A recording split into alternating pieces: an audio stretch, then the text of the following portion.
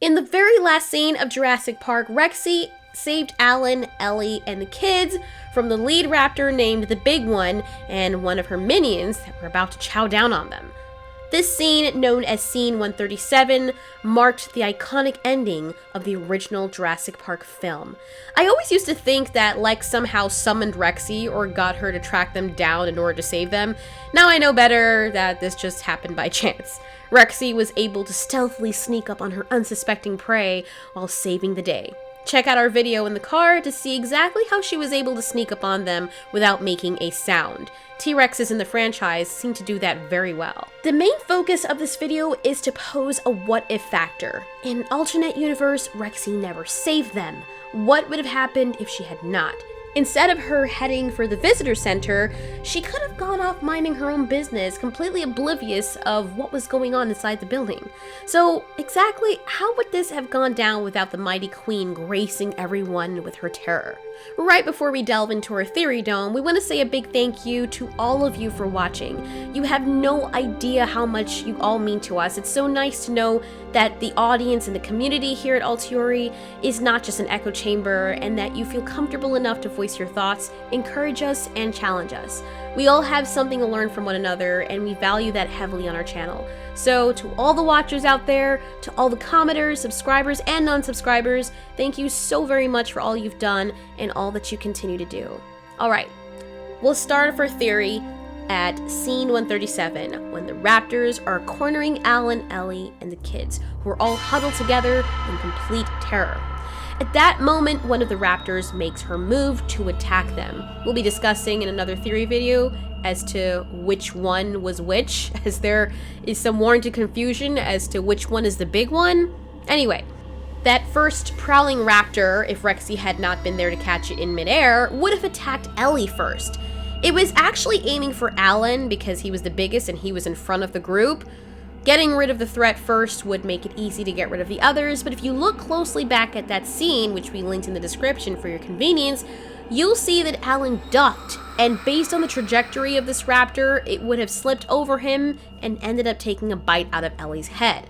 At this point, before Allen could even get a chance to cry out or see what was going on, the other raptor would have come up from behind and attacked him. Getting rid of the more threatening adults, it would be easier to dispose of the younger humans. It wouldn't take long for both of the raptors to kill the adults, but the kids would most likely make a run for it. By the way, you may be asking, how do you know they would actually attack the adults first? Well, based on their intelligent behavior that we see in Jurassic Park 3, the raptors or the lead raptors tend to go after the bigger threat or the one they find is in charge. In that case, they thought it was Tia Leone, so they challenged her first. Anyway, there are two things that might have happened after that, after the adults were killed off by the raptors. One, the raptors catch the kids, their luck would only hold up for so long, and the raptors would be smart enough to each target one. Or two, the kids make it to someplace safe, Hammond and Malcolm reach the visitor center, and not seeing anyone come out, would then take a look inside. Hammond only, by the way, because Ian's injured in the back of the car, if you remember. Hammond in the movie seems to love his grandkids dearly as opposed to the novel, so he stupidly would have gone inside, probably unarmed, but let's be fair and say he did have a gun. He would have called out, an action which would have distracted the raptors from trying to get at the kids. The raptors would have seen Hammond and charged. He would have taken out one, but most likely he wouldn't be fast enough to take out both. The big one would end up killing him because she's probably the one that would be left behind. Ian would be of no help since he's injured in the Jeep, as I said earlier.